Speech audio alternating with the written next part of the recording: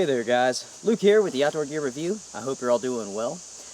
My brother informed me that he was going to come up here to my awesome campsite and he was going to do some camping. So you know what, I figured I'd come up here and I'd chop some firewood for him.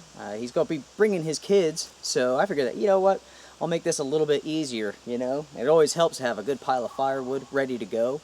So, you know, since I'm going to be up here chopping some firewood using my trusty axe, you know, I figured that I'll do a video on how to get a fire going using a magnifying glass. So I could do a little bit of chopping and I could do some instructional stuff as well. Forgive me about constantly waving, just lots of gnats around here in the shade. But yeah, so we're going to grab the magnifying glass and we'll show you how to start a fire using it. Alright guys, thanks for joining me. We'll get started. So here we go. Here's our magnifying glass. Nice and small, takes up very little weight if you happen to want to carry one. Now, to be honest, getting a fire going with a magnifying glass is probably one of the last ways that I would actually go about getting a fire going. It's just too dependent on the sun to be, you know, a constant piece that I carry in my kit. I mean, right now, the sun is kind of hidden in the clouds. Looks like it might be kind of peeking its way out, but I mean, the window of opportunity to use a magnifying glass is very, very limited. Of course, you're not going to be using this at nighttime. You're not going to use it when it's cloudy, you know, and of course, if your materials are wet or damp, it's just not a good choice, you know. But for the sake of this video, I'm going to show you guys how to use one. I had a couple guys write in, ask me, you know, to demonstrate. So you ask, you shall receive. We'll get started. Of course, with most fires, you need two things. You need your bundle and you need your fuel. So I'll be going out here looking for both of those. For the sake of this fire, I'm going to use a combination of dry grass, dry bark, and dry leaves.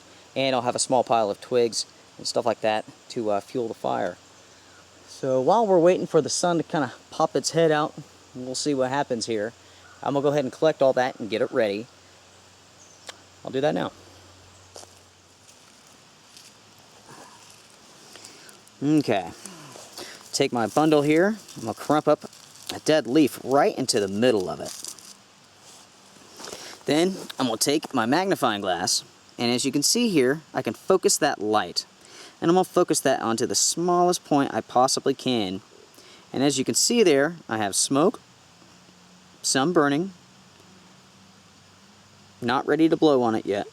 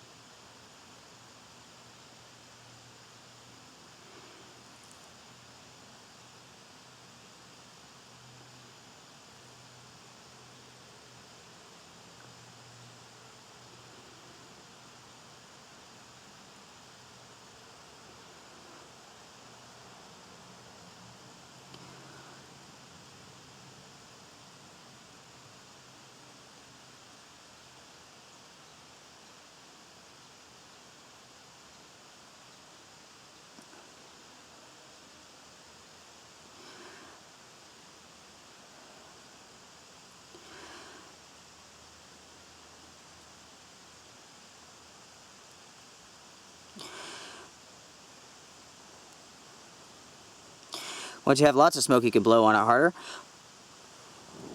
Woo! There you go. Woo! Alright guys. Well, we got a fire going using a magnifying glass. And I'll be honest with you. You know, like I said before, this is not my preferred method. You know, I probably had to wait probably about an hour to actually get this to work.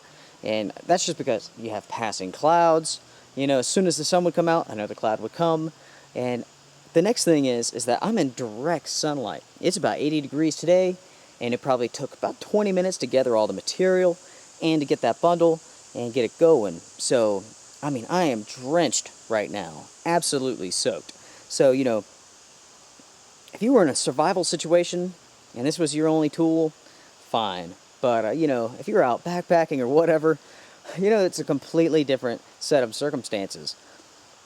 You know, even if you were in a survival situation, you wouldn't want to be sweating profusely and losing all your hydration. So you would have to, you know, pay a little bit more attention. be right on the edge of, like, say, like a tree line, so you could be half in the shade, half in the sun. But you know, it's dirty.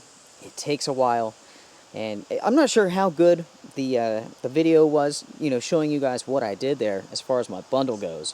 What I did was I took dry bark, and I really kneaded that up, got a lot of those fibers exposed. But that's not really what burst into flames. That's not really what spread all that heat out evenly. What did that was the dry leaves and the dry grass, but namely the dry leaves that I had smushed up into the middle.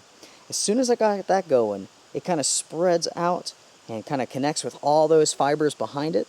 So as soon as you start blowing on it, then it bursts into flames. It got extremely hot. I mean, fire by magnifying glass is definitely a chore. It takes a lot of work, it takes a lot of hydration, and it takes a lot of patience.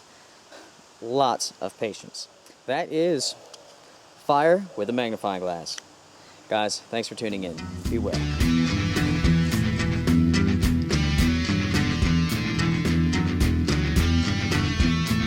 Much of that is possible.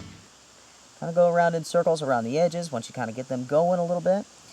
And of course the sun goes away.